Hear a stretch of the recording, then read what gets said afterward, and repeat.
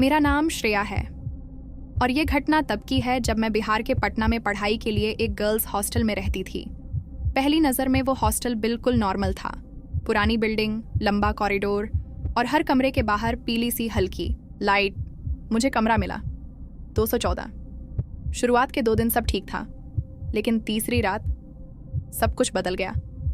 रात के करीब 2:30 बजे मेरी नींद अचानक खुली।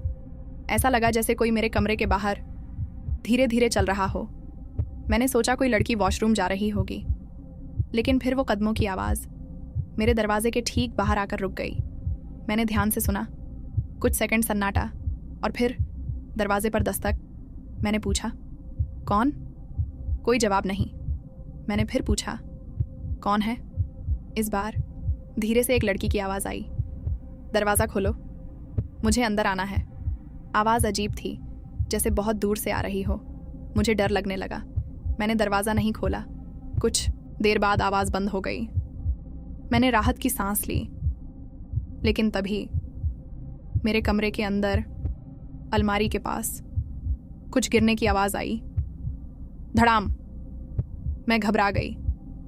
मैंने लाइट ऑन की।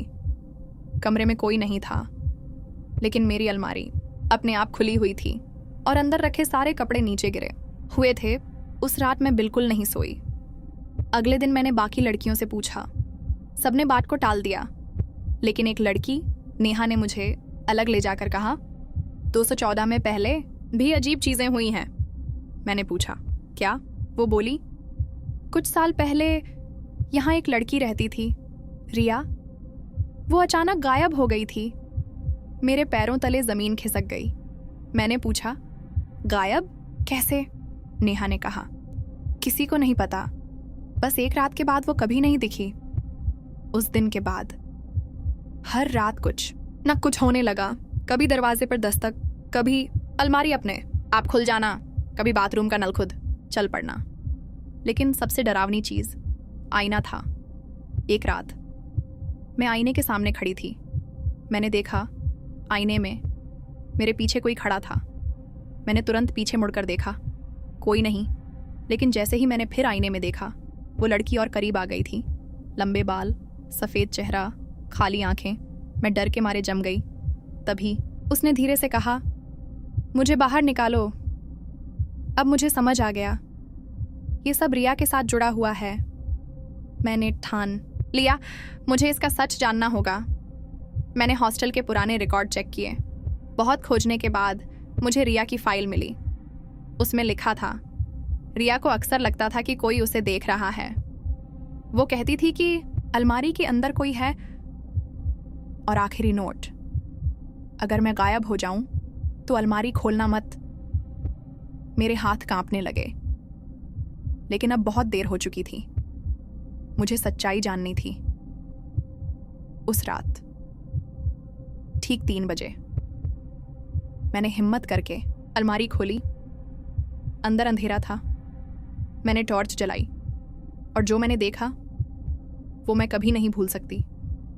अलमारी के पीछे एक छोटा सा छुपा हुआ दरवाज़ा था। मैंने उसे धीरे से खोला। अंदर एक छोटा कमरा था, दीवारों पर खरोंच के निशान, और बीच में रिया बैठी थी, लेकिन वो जिंदा नहीं थी। उसकी आंखें खुली थीं और वो मुझे ही देख रही थी। तभी वो अचानक हिलने लगी और खड़ी हो गई। मैं डर के मारे पीछे हट गई। वो धीरे धीरे मेरी तरफ आई और बोली, तुमने दरवाज़ा खोल दिया। मैं समझ गई, ये आत्मा फंसी हुई है और बाहर आना चाहती है। मुझे याद आया, मेरी दादी ने कहा था, अगर कोई आत्मा फंसी हो तो उसे मुक्ति देनी चाहिए। मैंने अगले दिन एक पंडित को बुलाया, पूजा करवाई, उस छुपे कमरे को बंद कर दिया और रिया के नाम से दीपक जलाया। उस रात पहली बार सब कुछ शांत था। जाते जाते मुझे एक हल्की आवाज सुनाई दी, धन्यवाद। मुझे लगा सब खत्म हो गया, लेकिन असली सच उसके बाद पता चला। कुछ दिन बाद वार्डन ने मुझे एक पुरानी बात बताई। जहां ये हॉस्टल बना है, वहां पहले एक पुराना मकान था, जिसमें एक लड़की को उसके ही परिवार ने एक कमरे में बंद कर दिया था। वो वहीं मर गई और उसी जगह। बाद में ये हॉस्टल बना और वही कमरा आज का 214 है। मैं समझ गई, रिया पहली नहीं थी और शायद आखिरी भी नहीं। मैंने हॉस्टल छोड़ दिया